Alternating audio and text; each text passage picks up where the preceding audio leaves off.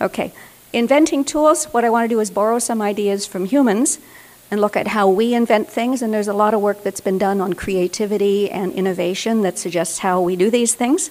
And basically you build new stuff on the basis of old. You know, one of the sayings we have is you have to walk before you can run.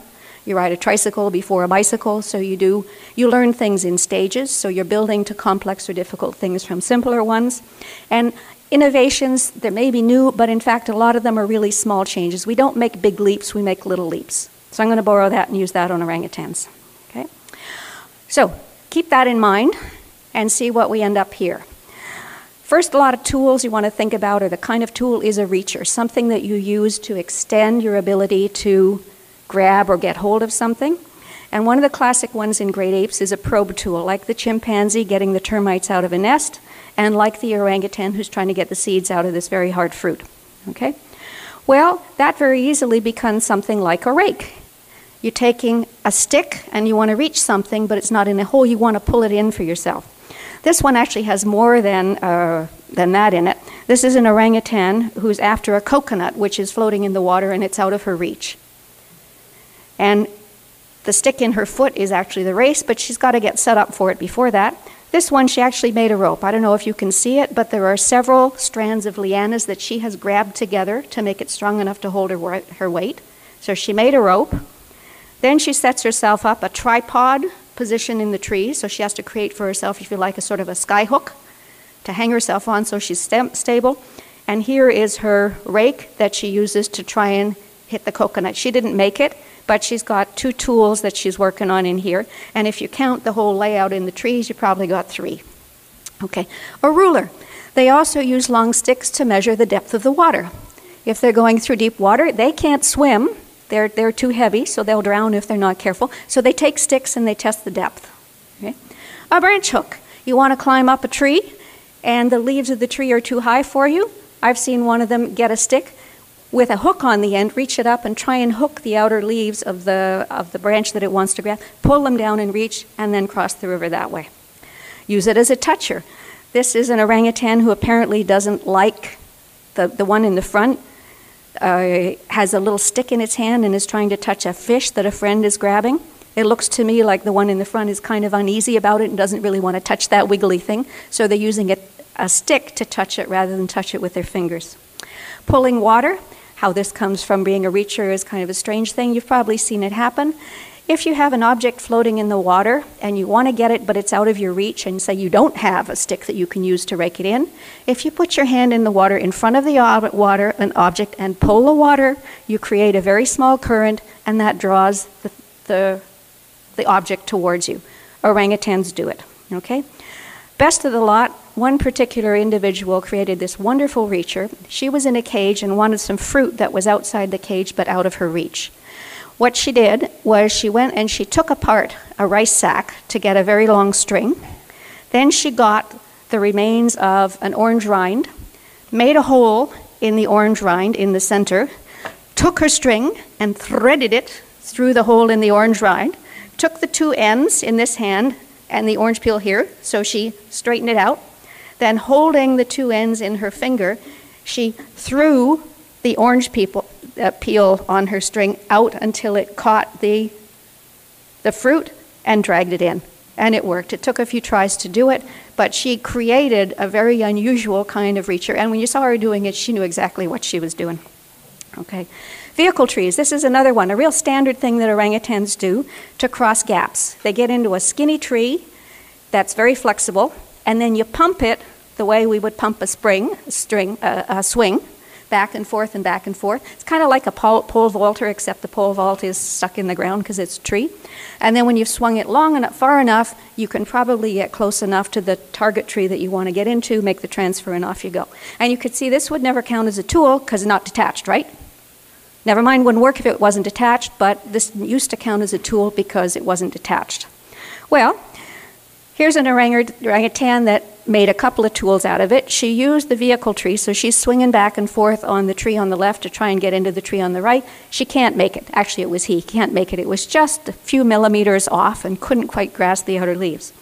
So what it did is, I don't know if you can see here, broke one of the upper branches, a small branch, on the vehicle tree, but not so it snapped off. So it was hanging loose and then held onto that branch a little bit farther out from the trunk of the tree, just enough to allow him to grab the leaves on the target tree. So he made an additional reacher that was on the back of his vehicle tree to let him get across. Okay. Down here, cherry picker. Cherry pickers, I'm thinking of the kinds of trucks that we have that go out with the seat that goes up and down. You don't quite see it here, but you could see how it could happen. The orangutan has taken the vehicle tree and has pulled it along with him. If he sat on that vehicle tree, now that it's bent almost horizontal, take some of your weight. And what I've seen them do is bend a tree over, sit on it, and then by pulling the vegetation, they allow themselves to move up and down to access whatever part of the tree they want to get into. So they basically got a little mini elevator that allows them to vary where they're working in the tree just by pulling on the branch. That also can be an elevator, typically a down elevator. What they do is get on a tree and let their weight pull it right to the ground, then stop neatly off when they get to the bottom. In fact, I've seen them take two little trees, climb on two, lean, so it looks like they're going down a ski slope. When the trees get to the bottom, they hop off at the end. Okay, catapult. Now, orangutans don't like to jump. They're big, heavy guys and can fall out of the trees and break legs, so they are normally extremely cautious in the forest because of the dangers. However, there is one that I knew who was very experienced and very interested in, I don't know, he thought he was a gibbon or something in flying. What he'd do is he'd get into one of these vehicle-like trees, sway it back and forth, and pump it really, really, really hard. And on the last pump, when it got to its extreme, he let go and he would go flying through the air 5 to 10 meters. This would be like 10, 15 meters from the ground. Beautiful formation. He looked like a gibbon. It was like a ballet position that he used. I've never seen anything like it, but he concocted himself. He made himself catapulted. So he was using the tree as a propulsion device to get him where he wanted to go. And he did it for fun. Flying carpets. Better game yet. You climb up to the top of a big bushy tree. You get on some of their outer branches and bend them down the way you would for a vehicle tree. But again, you do it until they bust, at which point you come sliding down the tree like you're on a carpet.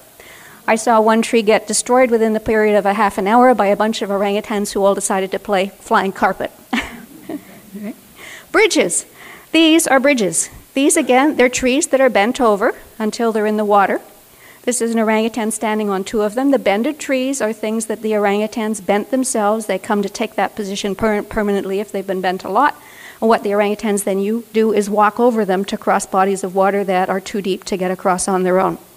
So they have bridges. Again, it's a vehicle tree, just bent a little farther. You can also be the bridge if you want to go sort of spacey about it. One of the things that mothers will do when they have infants with them is mothers will cross between trees, make themselves into a bridge, and let the kid walk over them. And finally, swimming. Now, you wouldn't think swimming is the same as moving through the trees, but there are a lot of similar things because when orangutans are in these vehicle trees, they pump and they pump and they pump. And when they get to the end, there's a pump, there's sort of a surge and glide. And then you reach for your target location on the other side. So here's an orangutan in the water. Into the water. She hunkers down. There's her lunge. And there's her glide. Now, she didn't go more than about a meter because she's going to sink. Nonetheless, she's able to use the notion, probably that she got from the trees, that the trees give you some sort of buoyancy. They partly support your body. If you push it far enough, you can use the buoyancy and you can travel over short distances just using the support that you get from your substrate. Okay, fishing. This one is really weird. Remember I told you orangutans are arboreal. They normally live in the trees. They're normally fruit eaters. So where in heaven's name do fish come from, at least in their diet? But here you can see an orangutan very clearly chomping away quite happily on a fish. So the question is, well, first of all, they use tools to do it part of the time. So how in heaven's name did this happen? Because this is not anything that is within the realm of what normal orangutans would normally do. They're normally close to vegetarians. They eat a few termites, but they don't eat meat on a regular basis. Okay, the information comes from Borneo, from ex-captive orangutans who are under rehabilitation to be returned to forest life. These orangutans were all on little islands. It was kind of their orangutan high school, their forest high school, where they were learning to live more independently by themselves. And the interesting thing is these islands were partly inundated. There was a lot of water. Sometimes most of the island would be underwater, other times it wasn't, and they were clearly surrounded by rivers. We observed them for the sum total of about 3 years, not all me, but myself and some other people. And we watched to see what we could as to, well, we observed fishing show up and then tried to figure out where it started and where it got to. So what I'm going to sketch from you is something like the chronology of what we saw. First of all, what we saw was they were scavenging things. There'd be dead fish that might wash up on the shore, you might see in a boat somewhere. They could be any time of the year. They'd pick it up, kind of sniff at it, look at it. Some of them might taste it, and a couple of them started to eat it. They did it kind of on their own. Nobody else was interesting, so it was like a little piece of curiosity, but they weren't really treating it very much as food.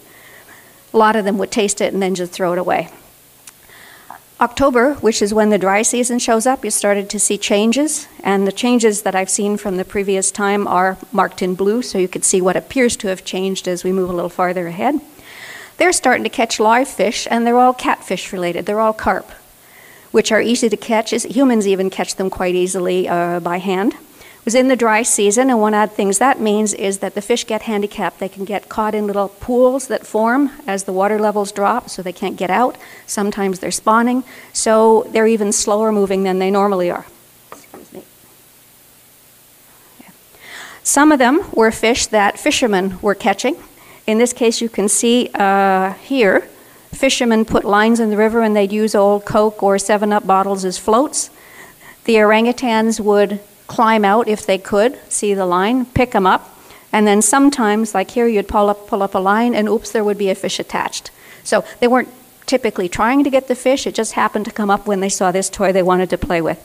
And what they do, same kind of thing, they'd expect it, they'd taste it, some of them would eat it, some of them were scared, one of them tried to hold the fish and it wriggled and it went bleh, and dropped the thing.